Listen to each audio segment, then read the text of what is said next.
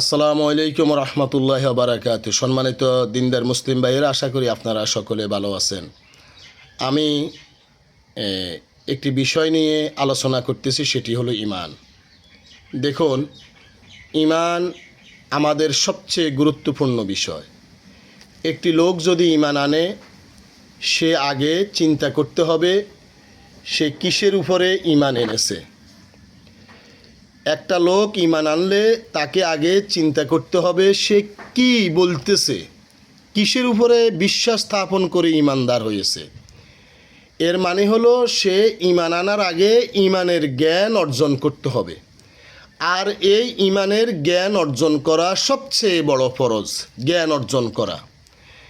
আপনি যদি জ্ঞান অর্জন ব্যতীত, ইলম অর্জন করা ব্যতীত আপনি কিসের উপরে ঈমান এনেছেন এটা বুঝা ব্যতীত যদি সাক্ষ্য প্রদান করেন, তাহলে যেই কোনো মুহূর্তে আপনার এই সাক্ষ্য ছুটে যেতে পারে, ভঙ্গ হয়ে যেতে পারে।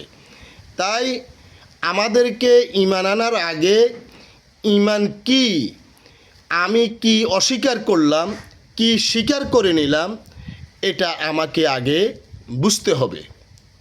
আমি যদি এটা না বুঝি, না বুঝার চেষ্টা করি, তাহলে এই ঈমান এনে আমার কোনো উপকারে আসবে না।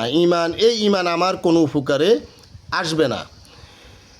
আমাদের ঈমান আনা যেরকম ফরজ, ইলম অর্জন করা তার চেয়ে বড় ফরজ। ঈমান আনার পরে ঈমান ভঙ্গের কারণ জানা, ঈমান ভঙ্গের কারণ জানা ফরজে আইন। কোনো ব্যক্তি যদি ঈমান ভঙ্গের কারণ না জানে, তাহলে সে ব্যক্তি যেই কোনো মুহূর্তে শিরক এবং কুফরি করে ঈমান হারিয়ে ফেলতে পারে, ঈমান চলে যেতে পারে। অতএব প্রত্যেকটা ব্যক্তির, প্রত্যেক ঈমানদার মোমেন মোমেনাতের ঈমান ভঙ্গের কারণ জানা ফরজে আইন। ফরজে আইন, ঈমান ভঙ্গের কারণ জানতেই হবে, ঈমান ভঙ্গের কারণ জানতেই হবে।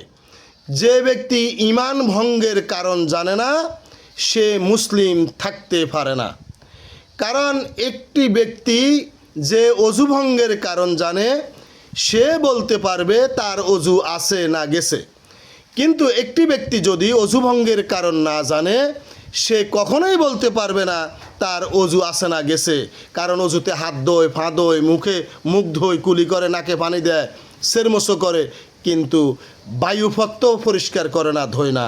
তাই ঈমান ভঙ্গের কারণ জানা ফরজে আইন। ফরজে আইন জানতেই হবে।